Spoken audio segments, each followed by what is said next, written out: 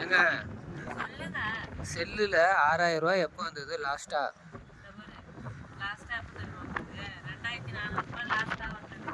அதுக்கு முன்னாடி 1500 வந்தது. அதுக்கு முன்னாடி 2000 வந்தது. அதுக்கு முன்னாடி தான் 6000 வந்தது. 6000 ரூபாய் வந்திருந்தது. சொல்லு. ஜல்சா பண்ணீங்கல்ல? நான் தான் மொத்தத்தையே ஜல்சா பண்ணிட்டேன். மட்டன் பிரியாணி வாங்கி சாப்பிட்டு ஜல்சா பண்ணல. பிரியாணி தான் பேசக்கூடாதுன்னு சொல்லுது. இந்த 6000 ரூபாய்க்கு நான் மட்டன் பிரியாணி வாங்கி ஏய் இவ்வளோ காசு வந்தது இல்ல? போன வாரத்துல இருந்து தானே வந்தது. போன வாரம் ஆமா. ஆனா அதுக்கும் முன்னாடி வந்திருக்கும். போன வாரத்துல இது லாஸ்டா தான் 6000 ரூபாய் வந்தது. இப்போ லாஸ்டா எவ்வளோ இருக்குது? லாஸ்டா 1 ரூபா கூட இல்ல. இப்போ எவ்வளோ இருக்கு? இது செல்லுலையா? 11 ரூபாய் இருக்கு. 11 ரூபாவா? கிரேட் கிரேட்டுங்க. உங்ககிட்ட கண்ட்ரோலை குத்தது கிரேட். என்ன சீக்கிரமா இது பண்றீங்க.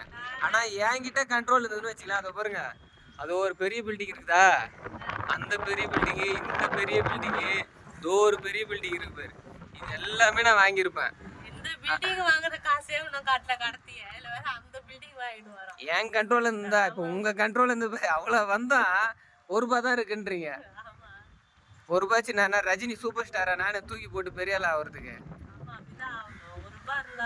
என்னத்த தான் பண்றதுன்னு தெரியல, மாட்டின்னு நான் முழிக்கிறேன்.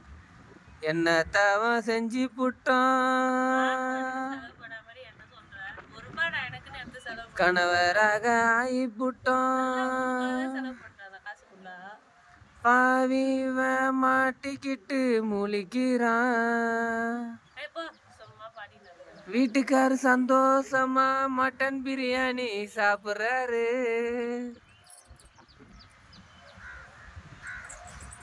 ஆனால் சும்மா சொல்லக்கூடாது, எல்லா ஹோட்டல்லையுமே மட்டன் பிரியாணி சாப்பிட்ருப்பீங்களா நீங்கள்? உங்கள் ஏரியா உள்ள எல்லா ஹோட்டலையும் சாப்பிட்டீங்க. இதுக்கப்புறம் அடுத்தது வந்து டி நகர், பல்லாவரம் அந்த மாதிரி. ஓகே, அதானே உங்களுக்கு டார்கெட்டு? அதான் உங்களுக்கு டார்கெட், எனக்கு தெரியும். ஆனால் எனக்கு என்ன தெரியுமா, அவ்வளோதான், நான் சீக்கிரமாக முன்னேறுவேன்.